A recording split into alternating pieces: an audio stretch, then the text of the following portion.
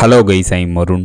கடலுக்கடியில் உள்ள ஒரு எரிமலையின் உட்புறத்தில் 2 சுறாக்கள் நீந்தி செல்வதை ரிசர்ச்சர்ஸ் இப்போ ரீசெண்டாக கண்டுபிடிச்சிருக்காங்க. அதை பற்றி நம்ம இப்போ பார்க்க போகிறோம். இந்த மாதிரி புது அப்டேட் நீங்கள் பார்க்கணும், மறக்காம இந்த சேனலை சப்ஸ்கிரைப் பண்ணுங்க. இப்போ வாங்க டீட்டெயில்டாக பார்ப்போம். பசிபிக் ஓஷனில் கடலுக்கடியில் உள்ள world most dangerous under water வேல்கனோல ஒன்னான கவாச்சி வேல்கனோ பற்றி தெரிந்து கொள்வதற்கு ரிசர்ச்சர்ஸ் 2015 ரிசர்ச்சர்ஸ் ஒரு ரோபோட்டை இந்த கவாச்சி வேல்கனோட உட்புறத்தில் இறக்குறாங்க. இந்த ரோபோட்டில் கேமராவும் ஃபிட் பண்ணப்பட்டிருக்கு. கவாச்சி வேல்கனோவின் உட்புறத்தில் இறக்கப்பட்ட ரோபோட்ல உள்ள கேமரா மூலம் ரிசர்ச்சர்ஸ் கவாச்சி எரிமலையின் உட்புறத்தில் இருக்கக்கூடிய கொதிக்கும் லாவால 2 சுறாக்கள் அமைதியா நீந்தி செல்வதை ரிசர்ச்சர்ஸ் அந்த கேமரா மூலம் பார்க்கறாங்க.